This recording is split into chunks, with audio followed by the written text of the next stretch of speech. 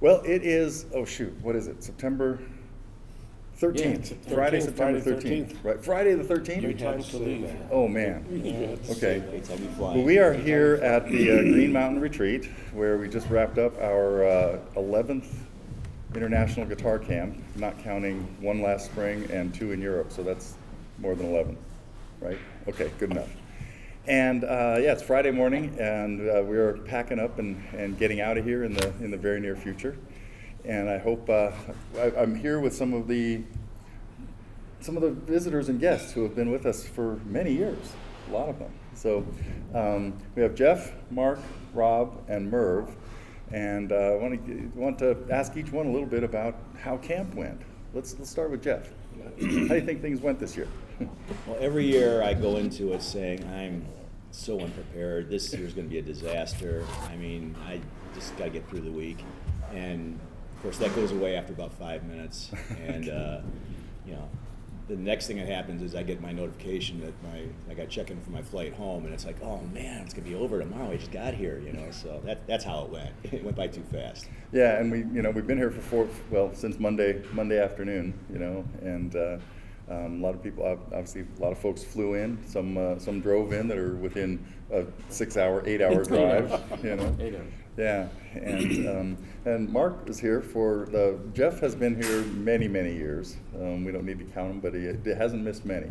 And Mr. One. Missed one? Okay, now we know. So, and Mark is here for his first hanging out with the Totally Guitars group. First experience. Yeah, and It was, being the first timer, it was kind of, I'm not quite sure what to expect. I wasn't worried about being prepared because I had no idea what was coming. right.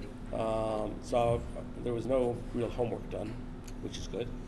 But it was just super welcoming by everybody, by teachers, by you, but most importantly by everybody else who was here, by all the other campers. Mm-hmm. Yeah. So it was really a fire hose worth of guitar education.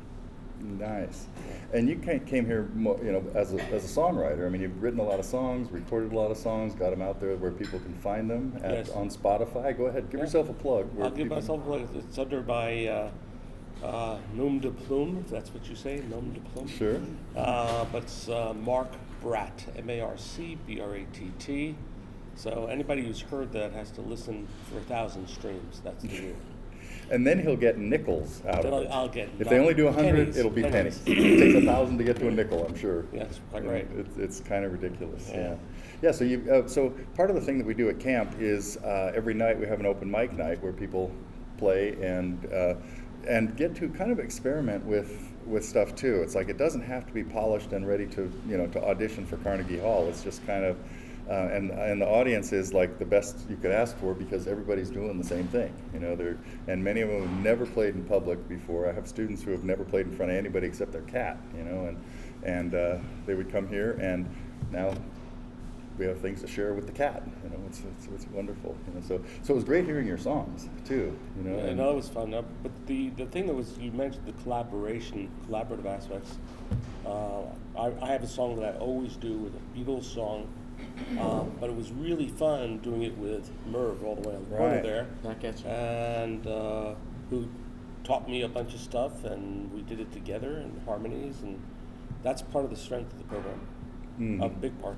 Yeah, it was fun yesterday walking around and seeing everything that was happening. There were little pods of pairs of people working on stuff, groups of 4 or 5 people working on a rock and roll tune to knock out that night. The band that did the White Rabbit band. Well, we'll save that for when one of the White Rabbit people is up here. But and the More Today Than Yesterday was killer.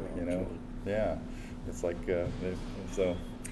Then we have Rob, who is a major offender of having not missed one camp, as I recall. I'm also a major offender of going off the high board in flames on performance. I'm very experienced at that, but that's one of the things that actually keeps bringing me back is the safety net that's at the bottom of the high board when you're going down in flames.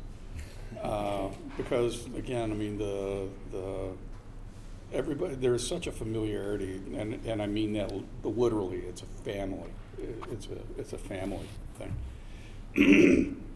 Where, you know, if you blow a note or you blow a phrase on a performance, I'm one of those people that never played in front of anybody, and I didn't even have a cat to play in front of. All those many years ago, getting up in front of an audience and actually doing a piece which was off the TG site, as well constructed as that instruction is, I still blew it, and you and Jeff can attest to that, right? And but with the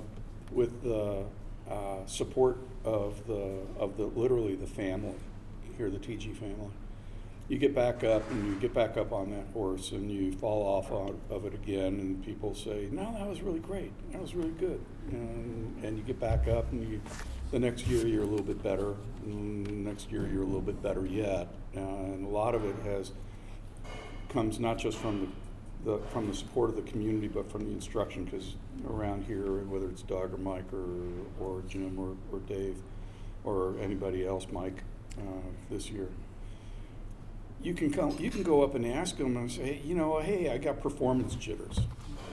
What do I do?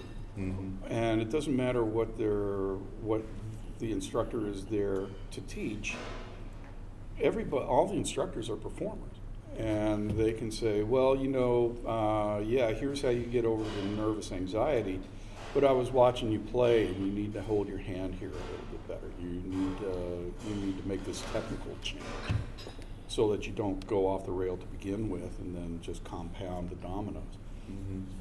So it's that openness, I think, of the faculty, and certainly the support of the family that's and then the late night jams, you learn just a heck of a lot. Play a lot of songs. A lot of songs. And one thing that's really fascinating to me is everybody comes here with different background and experience.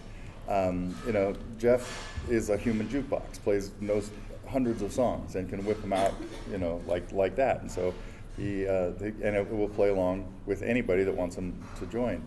Mark comes here mostly as a songwriter who wanted to especially improve some of his guitar, No question. tricks and stuff. And I hope, I know we went through some stuff in our little private sessions, and I think got you thinking about some more stuff. It was interesting because before I came, I said, why am I coming to this thing? Why am I coming? Because it's a couple days. Yeah, it's a commitment. It's a commitment, and I tried to formulate in my head what I wanted to get out of it, and while I formulated a couple goals, one is being able to play up the fretboard comfortably, which I have a bunch of things thanks to both you and Doug and everybody, exercises to take home. But then there was the surprise to me, which was Jim, to have a vocal coach here. And that was remarkable because, I just learned so much from Jim, and then Dave is a songwriting coach. Right. That was it's not just a guitar camp. I Right. mean, it is. And you come here as a songwriter and think, well, is my songwriting going to get any better? Well, Dave's written hundreds of songs, and I never wondered about it being able to get better. Well, okay. yeah. But no, that was a dimension that was really remarkable. Yeah, cool. And then Rob comes as more of an instrumentalist, playing classical stuff. Yeah, because you don't want to hear me sing. Come on, you were doing some great harmonies last night. Yeah. 1 o'clock in Alcohol. the morning is your best time, I think. Yeah, the more alcohol you all drink, the better. Oh, don't talk about it. Okay, I'm sorry.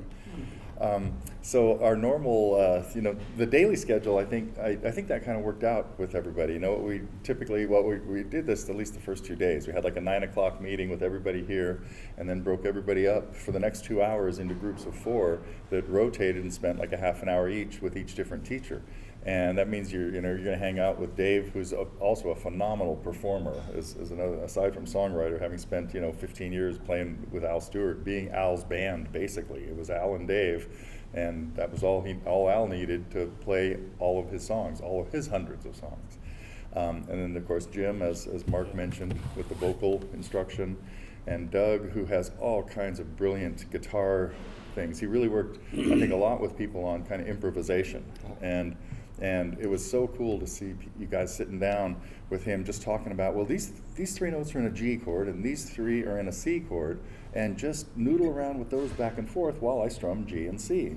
You know, you don't have to start with, what am I thinking of? You know, you don't have to start with Jimi Hendrix, and although that's not a bad lead to work on, I should go learn it, but someday. And then there was Mike with his bluegrass, prowess. It was, I think we saw a lot of jaw-dropping stuff last night when he just whipped through this one thing off the top of his head, because we hadn't really planned the teacher's set very much, and as it was occurring to me as we're getting close to the end of the set, sometimes we end with the teachers doing a big production that always comes off really badly because we never practice it. That's one of the rules of the teacher set. We don't get to practice. We don't have time. But this time we decided to end with something a little quieter, going with and even Jim Bruno. Hearing Jim just play the guitar and sing was fabulous. Going through Misty and earlier in the week when Sunny Gets Blue. And so I knew Mike and Dave had a plan to play that tune together, and then I started thinking, maybe it'd be kind of cool if we shuffle through things. We'll start with Mike by himself, and then Dave will join him, and then Dave will do a song, and then Jim will do a song, and then Doug will do a song, and I'll join Doug, and then we'll kind of call it a night. So it was more, I think of Crosby, Stills, Nash and Young talking about, we're going to end the night with like Find the Cost of Freedom, not We Will Rock You or something, Mm-hmm. So it was a different kind of ending than we've had, and then had the great sing along that Jeff and Victor sort of instigated with the women singers and with a little help from my IGC friends. 3? Yeah, is that who they are now? Well, that's what I call them. Okay, yeah, not the Attica. Well, never mind. So, and so what happened was, just as I was kind of formulating this, and we were getting into the last song which was fabulous, that More Today Than Yesterday. That rocked the house, and so I knew Mike and Dave were ready to get up, and I just asked Mike if he'd be willing to start this and play a song, and he said sure. It's like he had no intention of doing it, or hadn't planned on it, but just got up on the 1 minute notice and led off the teacher set. So, yeah. And blew us away right away. Yeah, yeah. So another strength of this thing is that you get exposed to artists, music you've never heard. I'm not a giant country music fan. There are a bunch of giant country music fans, and you just get exposed to a lot of stuff. The classical, a whole new world. yeah. It's so And very, a very lot of people interesting. wouldn't have been familiar with like Chris Stapleton, for example. And all of a sudden we heard 3 of his songs, and people are going home saying, I gotta go listen to more of that. It's really cool. So, and then Merv came here from you started last year. Last year was your my first year, right? I'm a sophomore now. That doesn't seem Yeah. Yeah, I know. Grizzled veteran. Right? Yeah. But, what everybody else said, I completely back up everything you said. For me, the magic is people. We get, and all of us, I think, got here through the website and the fantastic material Absolutely. that you have up for us. It's where we found songs and things we could learn, and that takes you a certain distance. And that last mile is person to person. I remember sitting with you saying, I'm struggling with this thing, and you just said, well, you just have to move this finger up a little more. And 3 days later, I was playing that thing perfectly that I didn't think I'd ever be able to play. And that is very hard to get through the screen. So between the teachers and then the colleagues, Jeff and I think, have spent more time together after midnight. Let's just. Yeah. I thought you careful guys were about how we married. say that. Yeah. For the last couple of years, playing until the wee hours of the morning, and sharing songs and exchanging songs we didn't do before, finding ways to make them work together. That's a very special thing. Yeah. It's magic. It Yeah. really is. Well, another thing that's so cool about this is everybody brings so much to everybody else. It's, you know, Yes. and so we get a lot out of that. You know, the other thing that the next part of the morning schedule was we broke up into groups of 4 and rotated among the 4 teachers, and you know, you got something again different from Jim and Doug and Mike and Dave. So this is the first time we got Dave and a little bit more involved in the hands-on stuff, and then Dave of course had songwriting classes, not classes. It's more, let's work on songwriting together. Workshops. It's not like a lecture. Yeah. You know, it's Yeah. it's really interactive, and that's what makes that so cool. You know, and one thing that every year I've tried to have more time available to do one-on-one lessons, which is you know, what I really consider my forte is you know, face-to-face. We can get a lot done, and you know, realistically, I set aside 20-minute segments, and you know, did like 8 people in a row one afternoon, another 8 the next afternoon, and Thursday do doubles or triples with a lot of people. Because And then you try to walk down the hall without being stopped 12 times. Just one more thing. Yeah, I know. There's definitely a Columbo aspect to life around here. You know?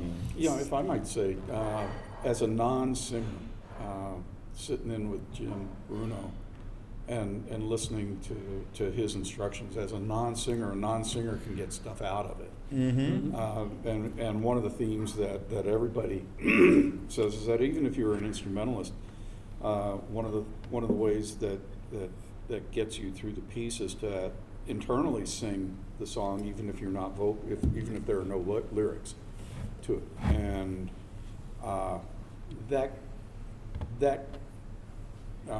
instruction of not just mentally singing, but actually just, even if you're humming or go all the stuff, all the little tricks that Jim talks about, that helps a non-singer. Mm-hmm. I think that's a very worthwhile contribution to You know, a lot of lead players say, well, I really think about trying to be John Coltrane when I'm playing leads. You know, I'm not thinking about being, well, Terry Kath, although that's a terrible example because he's like one of the most phenomenal lead players that ever lived. So, you know, but or maybe not B.B. King or something like that. Now I'm going to start dissing on people. Don't George do that. Benson. Oh, okay, there we go. So, anyway, so yeah, I think it is great. You get stuff out of everybody. Yeah. Even, you know, we kind of advertised Doug as the alternate tuning specialist, and that is like pigeonholing him into something just incredibly stupid. But a lot of people are really interested in alternate tuning. I think he feels that too, because last night he got up on stage and said, I have been in standard tuning all week. Yes. And we then complained when he tried to play something Right. in alternate tuning. Well, and I think, you know, I mean, you all saw the teachers, at least me and Doug, you know, restart things or not play it perfectly, you know, because we don't play it perfectly all the time. Actually, That's why we we all never call play this a it. safe space. Right. You know, that's really a key to it. Yeah. For any of us who haven't done that much performing. Yeah. Makes all the difference in the world. Yeah, and you know, I think, and one thing we started back in the spring that we were really able to implement a lot of the stuff in this one that we couldn't do last year because we had, you know, over 35 people, and that means that the open mic night is like not everybody can play. This time we had less people, and I think that's my strategy going forward is we'll keep it more in the 24 or less, probably both camps, and probably be able to do the rotation thing in the morning. Everybody can play every night if they want to, or they could play a couple songs one night and skip another night or something. And so the song circle that we did one night at 5 o'clock was really fun, I think, because it's even less pressure than pressure. There's no pressure getting on stage and playing with spotlights and, you know, an audience full of tomatoes. Good guitar players? Well, last year, remember or 2 years ago, the power went out. Right. Yeah, we had the automatic 8 o'clock Yeah. flicker of the You're lights. I remember playing a classical piece. Oh, yeah. And I'm going up the neck, and the lights go out, and it's pitch black, and it's Yeah. like, Oops. no, now what? You know, you have to know you have to know the notes. That must have been a powerful riff. Knocked out, took all the energy out of the room. Yeah, blew the fuse. Yeah.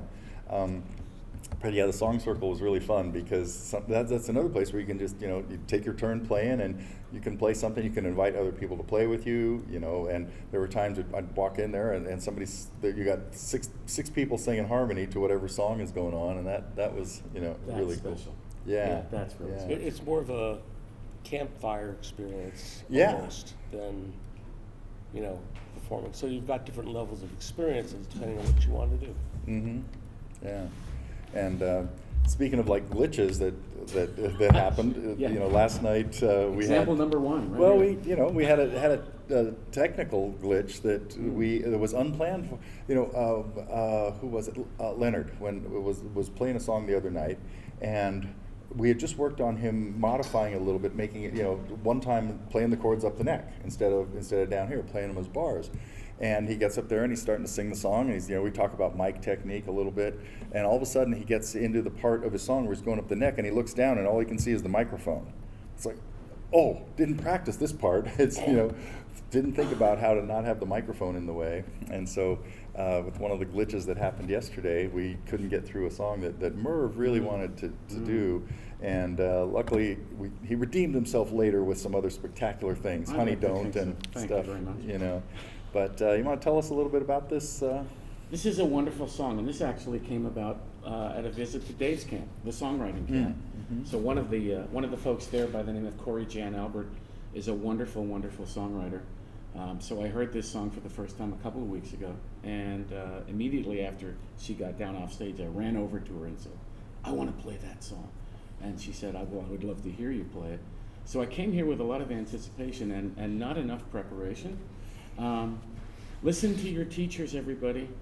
Neil always says, do not sit with a music stand in front of you. Learn how to, On stage, at I least. didn't have enough time to get that song ready. So I was doing fine until suddenly these lights that we have on here were not on last night at the beginning. I couldn't see a damn thing. I got through about... All we had were spotlights to Yeah. really light up the stage, which is big, bright lights in Yep. your eyes, and you're Yep. trying to look at something here in the dark. And so the other lesson, this was a really good takeaway for me. I don't remember who said it first. If you're learning a song that takes a couple of pages, start on page 2. That's Jim. Because otherwise you play page 1 100 times and page 2 5 times. And guess which one you remember. So that happened too. Yeah. So listen to your teachers. Learn verse 3 first. Yeah, seriously. Yep. Yeah. So, you want to share that song with us? I would love to. Thank you. And thank you for giving me this chance. This Sure. is so this is a song about a real historical event. Tell me, Vic, if I'm doing anything wrong over here. Just let me reframe real quick. Go ahead. A real historical event that happened Hold on. not long after the turn of the 20th century. wait a Oh, second. wait, I'll start over again. Chandeliers are moving. All right, go ahead. All right. So this is a song that CJ wrote about a historical event at the beginning of the 20th century in New York called the Triangle Shirtwaist Fire. Yeah. It's about a real person who was involved in this event, but she framed this song by thinking about another person who might have known that person and telling their story. So there's a lot of words here. It'll take a minute or two, but it's a beautiful song, and I hope you like it. It's called 19 and 11.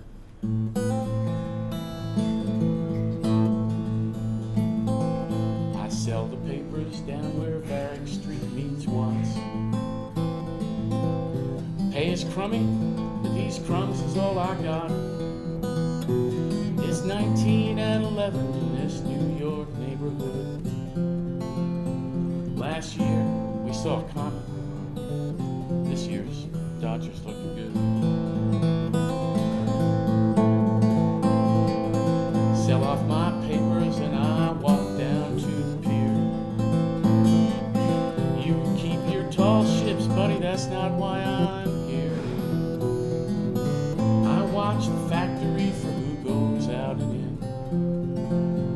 I'm waiting for a moment to catch Rebecca Lynn. And the sunset on the water burns so wide and low, it sets the sky aglow. And if I could have caught her, she'd still be here with me. We'd watch that sunlight sink into the sea. Read it while it's hot. I got today's late New York Post.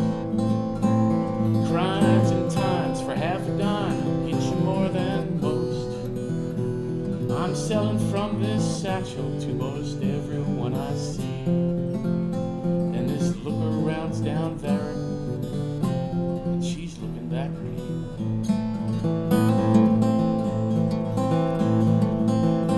don't forget it when you gaze at eyes like these. Eyes that the blue of winter makes you feel like time could freeze. Hair that curls down on her back like autumn leaves. She smiles at me. My God, I believe. And her hair against the water, it swings so wide and low, it sets her face aglow. And if I could have caught her, she'd still be here with me, and we'd watch that sunlight sink into the sea. We'd walk along the Hudson River. I do not know what I can say or what more I can give her, but I'm with her and she kisses me, and oh, find a miracle like that, don't let go.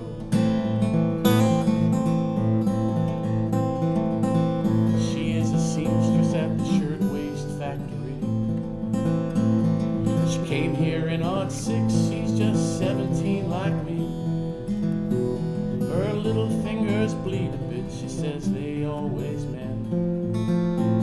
They lock the doors to keep them working till the workday ends. So I'm looking towards the river when I see a brilliant light. Like autumn leaves on fire, I race out to the blaze. She's up there on the ledge where she cannot hear me calling. Leaps high into the sky with the sparks around her falling. And the fire above the water, it burns so high, and oh, it sets the sky aglow. And if I could have caught her, she'd still be here with me, and we'd watch that sunlight sink into the sea. I don't have to look to know the next day's news and shout it. My voice is cracking as I try to cry, read all about it. An accident, they said, a careless cigarette on rags. They lock the doors. I throw away my papers and the bag. That was 1911, long ago, but just the same. Some evenings in the dusky sky, I still can smell the flames. Then I am that horror-stricken Lucy once again. Close my eyes, and all I see is Rebecca Lynn.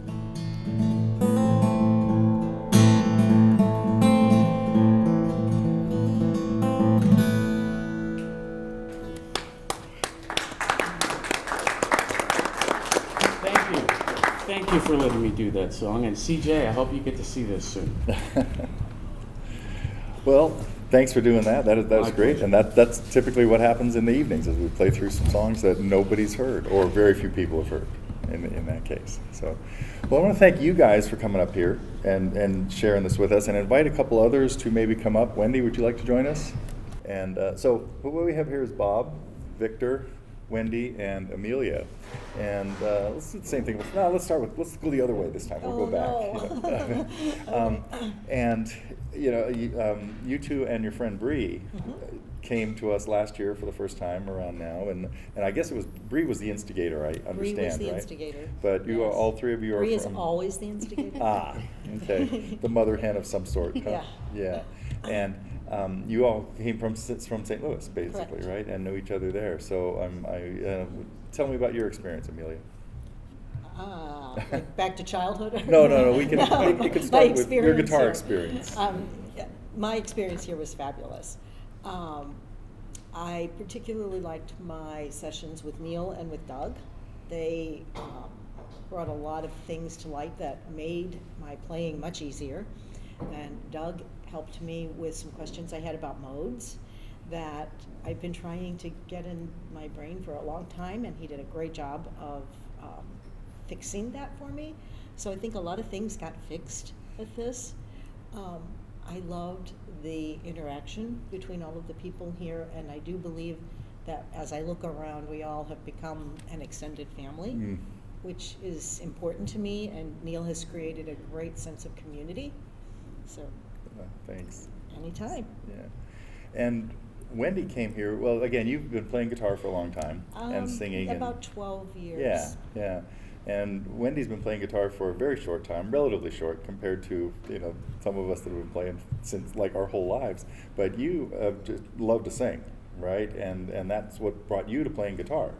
And I have a few other students that are like that. One of my students has been playing with me for like 15 years now, but he grew up like idolizing Elvis and singing Elvis tunes all around the house when he was a kid.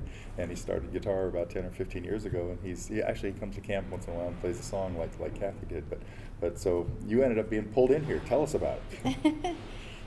Yeah, I wasn't sure what to expect because I'm not great at the guitar, but I think the group of people that's here, everyone's super supportive. It's a really safe place to not be great at your guitar. There's always help or not help if you don't want it, just encouragement. And I think I really like just being immersed in this music thing for multiple days. You just really, your brain starts clicking in different ways, and you get inspired, and you vibe, here and there with different people, and it's just, there's like little bits of magic that happen all week, and I always come out of camp, this is my second year, but last year I came out of camp like, I'm gonna go, Yeah, people do find it really inspiring to go Yes. home kind of like recharged. Yes. Interesting the word you use, because one of the banners that we have on the website for Totally Guitars that kind of advertises the camp says it's total guitar immersion, right? And that's it's really all that goes on here. Well, no, it's not all that goes on here, because what really goes on is a serious camaraderie and It really is. and help from everybody in the family and And stuff. like they said, it's not just guitar, it's vocals and performance and songwriting, and so you're just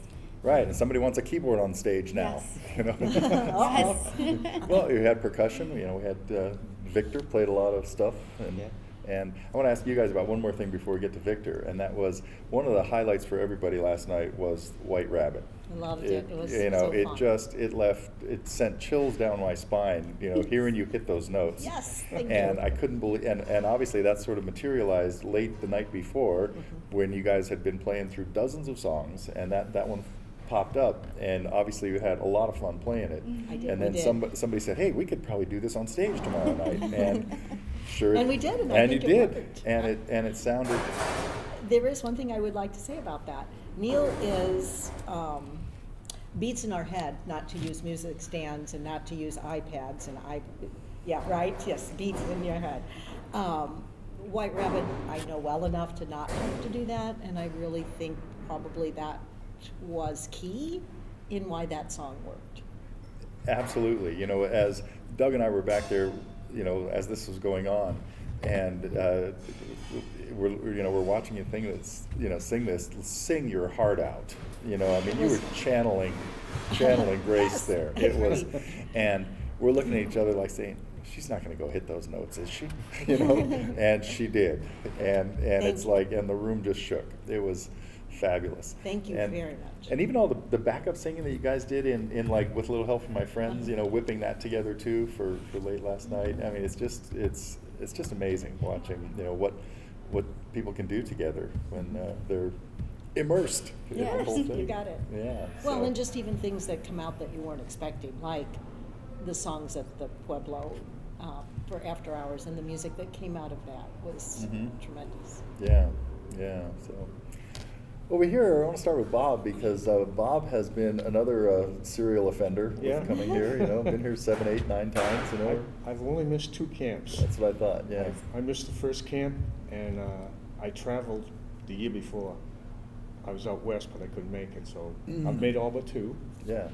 And I echo everything everyone has said about the camaraderie and how friendly people are, and I don't feel so nervous getting up in front of everyone because everyone is so supportive, you know, and it's really, everyone has always said family, and it's a big family, and I really enjoy coming, and all the teachers, everyone. It's just I can't say enough about all the people here. So friendly, supportive, and they actually taught me some stuff.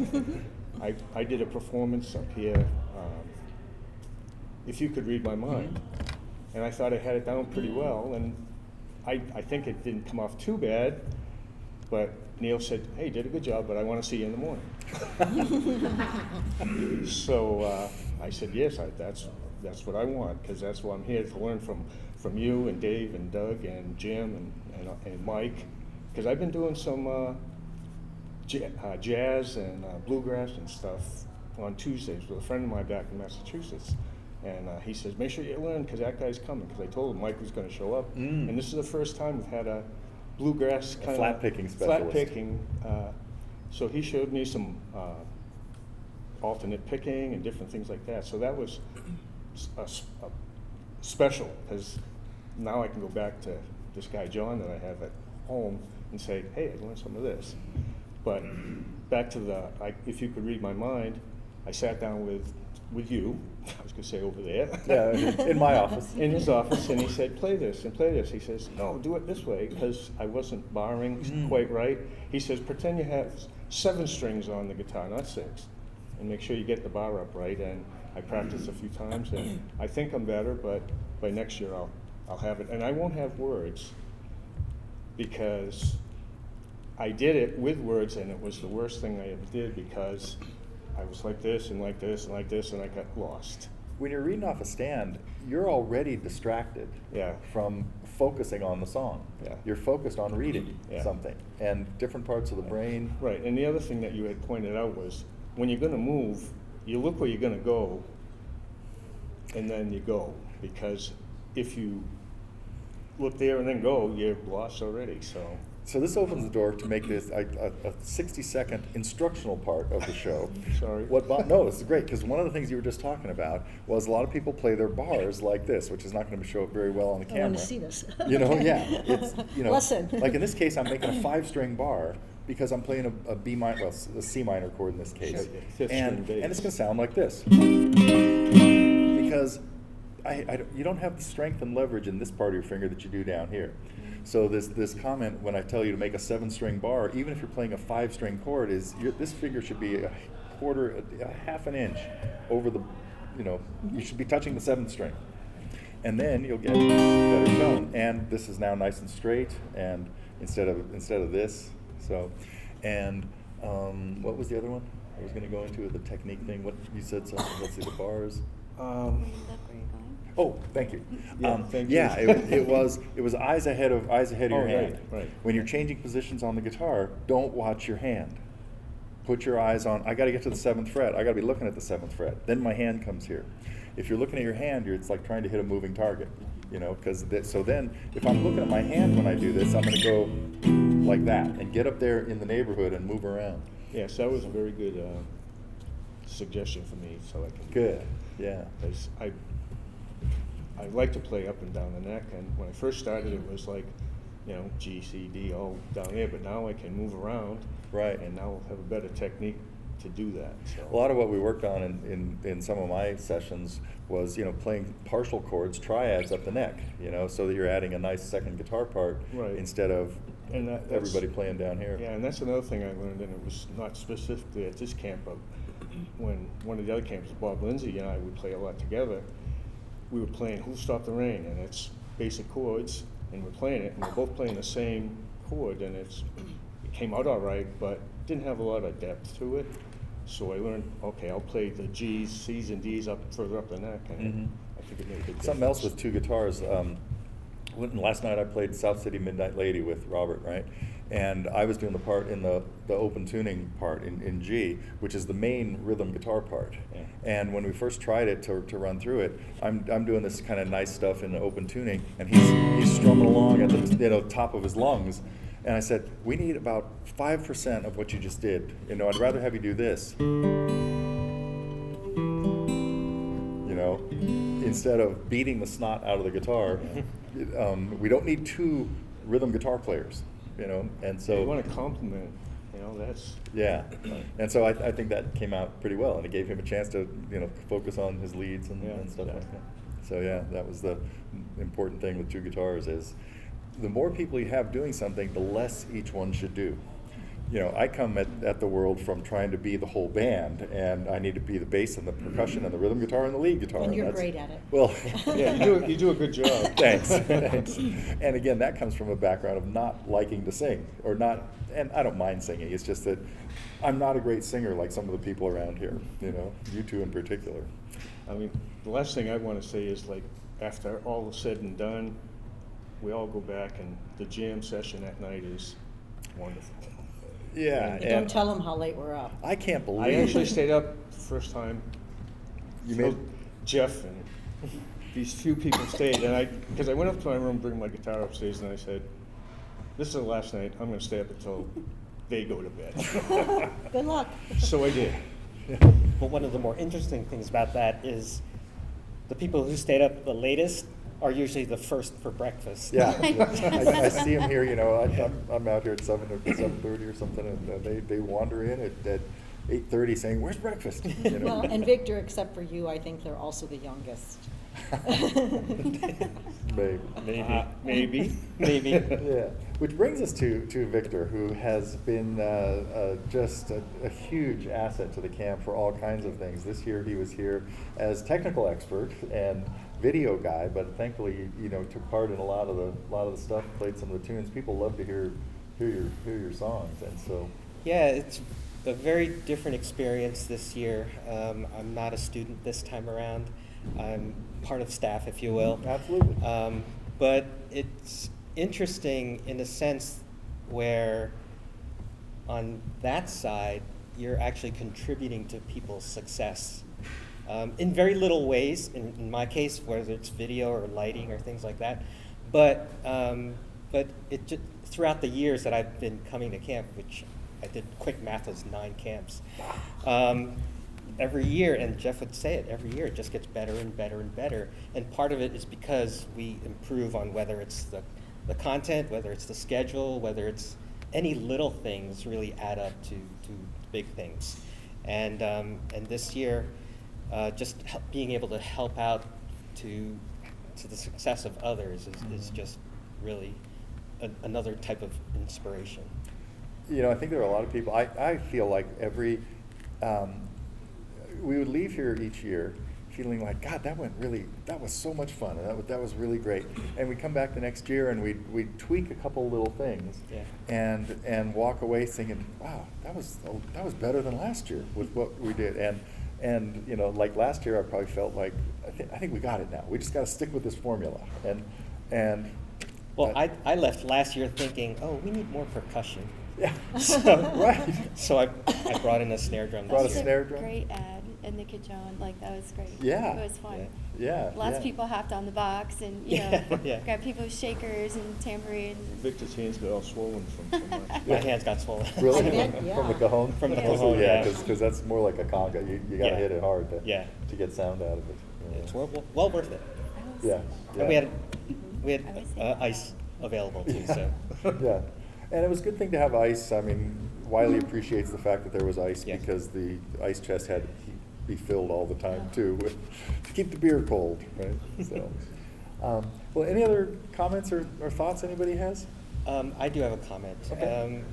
I just, even though I was part of technical staff and things like that, I truly appreciated a lot of the campers who noticed that I was not playing and asked me to play. Yeah. And asked me to sing. Oh, yeah, and, we missed and it. contribute. So thank you to all the campers. Yeah, no, we love to hear your songs. You know, every time I either play or think about Rainbow Connection, I think about you. You know, and we didn't hear that one this year, but that's okay.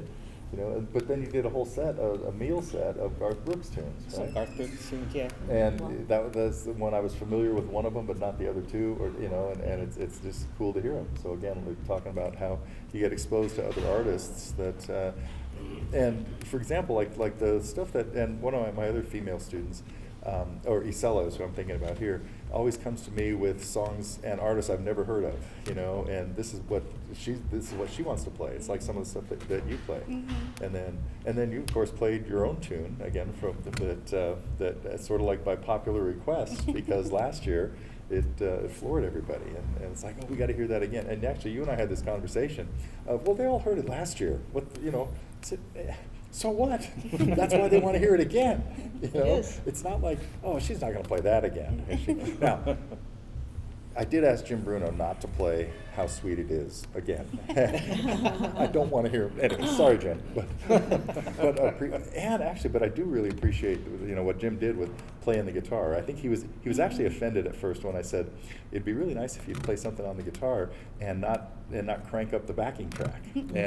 And he was like, what? Well, then I'm going to be. Anyway, he got all bent out of shape about it. And then he got up here that first night and played "When Sunny Gets Blue" on the guitar, and when we've ended, and I thought it was fabulous. You know, it was great. I'd never heard him play. I did know he played jazzy guitar stuff, but and so when we were doing and usually we close the night with something loud and raucous, and sometimes it's him. We would put him on last because he's going to do, you know, some rocker with these backing tracks, and he when I said, hey, how about just doing one or two songs? We're going to kind of keep the teachers, not a big production. And he says, well, you know what, I'm going to get up there and do a medley of 2 songs on the guitar. And I said, that's great. I'd way rather hear that than, I hate to rag on How Sweet It Is, but it's, once is enough on Yeah, that. we've heard it. You know, that, yeah. So It is wasn't- sweet. Yeah. So it was not the same with your song. I think everybody really liked hearing it again. So next year, play Again. it Do again. something different. Yes. No. So, any other thoughts? Well, it's just See you too next bad that week. it's over already. Yeah. Well, it's kind of cool. You know, I really enjoy even this time checking out. I mean, we got to like now pack up and get out of here quickly, but it's also just nice to sort of sit here and just enjoy this beautiful place. I mean, you know, we're only 15 minutes from my house down in Los Gatos, and it's like we're, you know, in Neverland or something.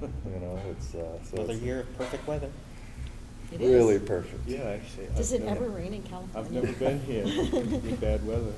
Yeah. You know, I think that's partly why I've gone for fall and spring and not like July or August or something, because it could be too hot, and obviously I have a problem with heat. You know, so I know you guys, you were in a sweater a lot of the time, but I was freezing most of the Yeah. time, yes. yeah, but we love California. But, you know, humid St. Louis in August is Yeah. pretty rough, so Well, this was pretty a little nice. bit of a change. Yeah. So, well, thanks again to everybody who you know, did the first shift up here, and this has just been a fabulous year, and I hope we can keep it all rolling. So, Sounds great. Thank you, Neil. Yeah, Thank thank you, you. Neil. you're welcome. Thank you. Thank you guys too. We'll be back next week.